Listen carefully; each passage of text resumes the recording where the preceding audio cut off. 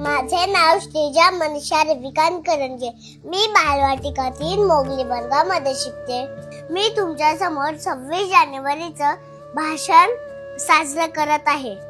भारत जगातील सर्वात जास्त लोकसंख्या असलेला देश.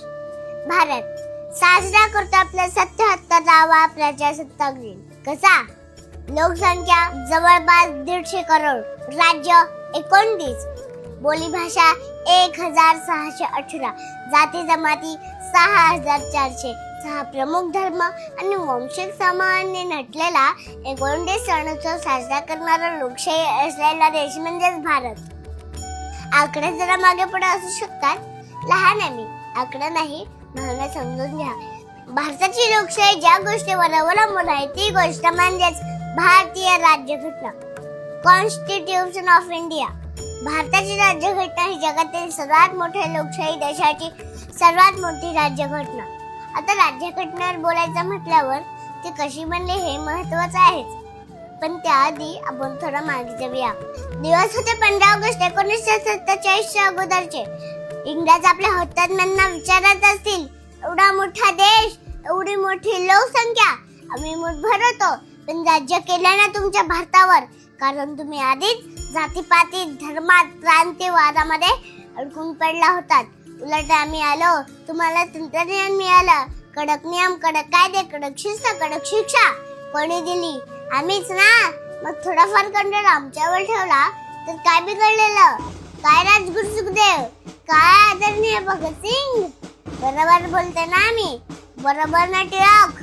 स्वराज्य हा माझा जन्मसिद्ध अधिकार आहे आणि तो मी मिळवणारच.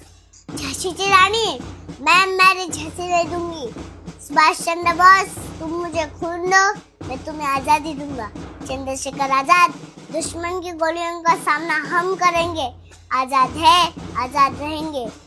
अशफाकुल्ला खान, खून से खेलेंगे होली, गणवतन मुश्किल में है. सरोजिनी नायडू, मंगल पांडे, बरोबर ना? आता मी चालले.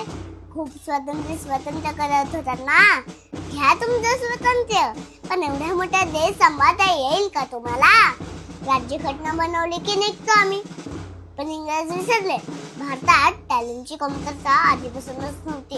आता भारताच्या फाळणीनंतर 299 सदस्यांची समिती निर्माण झाली आणि समितीचे अध्यक्ष झाले न्यायशास्त्रज्ञ, अर्थशास्त्रज्ञ, राजकारणी, समाज सुधारक, विश्वरत्न डॉक्टर भीमराव रामजी आंबेडकर म्हणजेच आपले बाबासाहेब आंबेडकर. गुंतागुंतीच्या प्रक्रियेतून 2 वर्ष 11 महिने 18 दिवसांनंतर निर्माण झाले बलाढ्य लोकशाही भारताचे संविधान, भारतीय राज्यघटना. खूप परिश्रम लागले बरं का. सांस थमती गई, नब्ज जमती गई, फिर भी बढ़ते कदम को ना रुकने दिया. कड़ गए सर हमारे तो कुछ गम नहीं, सर हिमालय का हमने ना झुकने दिया. माझ्या भारतीय सैन्याला प्रजासत्ताक दिनाच्या खूप खूप शुभेच्छा. माझ्या कामगार वर्गाला, सर्व पुरुष महिलांना, माझ्या मित्र मैत्रिणींना प्रजासत्ताक दिनाच्या खूप खूप शुभेच्छा. जय हिंद, जय महाराष्ट्र, जय संविधान.